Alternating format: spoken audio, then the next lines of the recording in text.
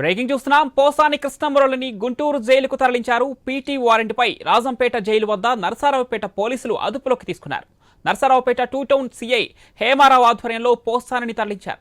మధ్యాహ్నం నరసరావుపేట కోర్టులో హాజరుపరిచే అవకాశం ఉంది. దీనికి సంబంధించి మరిన్ని డీటెయిల్స్ మా ప్రతినిధి నాగేశ్వరరావు ఫోన్ లైన్ అందిస్తారు.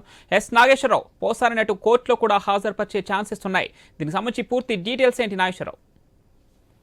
ఏదైతే పోసాని కృష్ణమురళిని అయితే పీటీ వారెంట్ పై రాజంపేట జైలు వద్ద ఏదైతే నరసరావుపేట పోలీసులు అయితే అదుపులోకి తీసుకున్నారో అయితే నరసరావుపేట 2 టౌన్ పిఎస్ లో 153A 504 అలాగే 67 ఐటీ యాక్ట్ కింద అయితే కేసు నమోదైంది. దీనికి సంబంధించి నరసరావుపేట 2 టౌన్ సిఐ హేమారావు ఆధ్వర్యంలో అయితే పోసాని అయితే రాజంపేట నుంచి తరలిస్తున్నారు. అయితే దీనికి సంబంధించి మధ్యాహ్నానికి నరసరావుపేటకి తీసుకొచ్చే అవకాశాలు, అలాగే నరసరావుపేటకి తీసుకొచ్చే అవకాశాలు ఉన్నాయి. అలాగే వెంటనే నరసరావుపేట కోర్టులో అయితే హాజరుపరిచే అవకాశం ఉన్నాయి. ఏదైతే పోసాని కృష్ణమురళిని ఇప్పటికే పలు మొత్తంగా 14 కేసులు రాష్ట్ర వ్యాప్తంగా కూడా 14 కేసులుగా నమోదైనట్లుగా అయితే తెలుస్తుంది. అదే పలు ప్రాంతాల్లో ఇప్పటికే స్టేషన్ కి తీసుకెళ్లి అక్కడి నుంచి కోర్టులకు తీసుకెళ్తున్న పరిస్థితి అయితే ఉంది. అతను ఏదైతే పవన్ కళ్యాణ్ ని అలాగే ముఖ్యమంత్రి చంద్రబాబు, లోకేష్ పై తీవ్ర పదజాల వ్యాఖ్యలు చేసిన ప్రజప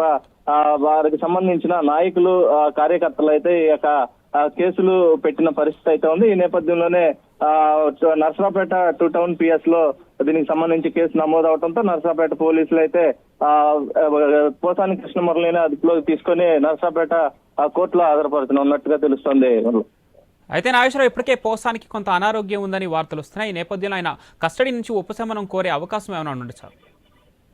తనకు సంబంధించిన లాయర్లు కూడా దీనికి ఏదైతే పోసాని కృష్ణమురళి అరెస్ట్ అప్పుడు ఏదైతే ఆయనకి అనారోగ్యం ఉంది, అనారోగ్యం కారణాలతో మెడిసిన్ వాడకపోతే అతనికి చాలా ఇబ్బందులు కలిగే అవకాశాలు ఉన్నాయని కూడా తన ఇంట్లో తన భార్య కూడా చెప్పిన పరిస్థితి నేపథ్యంలో అయినప్పటికీ కూడా ఆ రోజున అరెస్ట్ చేసిన పరిస్థితి అయితే ఉంది. దీనికి సంబంధించి తర్వాత హాస్పిటల్లో టెస్టులు చేయించిన తర్వాత కూడా అనారోగ్యం ఉన్నట్లుగా అయితే తెలియంది. దీనికి సంబంధించి ఏదైతే కోర్టులో కూడా ఆయన తన లాయర్ తో దీనికి సంబంధించి కోర్టులో ట్రీట్మెంట్ తీసుకునేందుకు కోర్టు పర్మిషన్ తీసుకునే అవకాశాలు అయితే ఉన్నట్లుగా కూడా మనకు తెలుస్తుంది. వాళ్ళు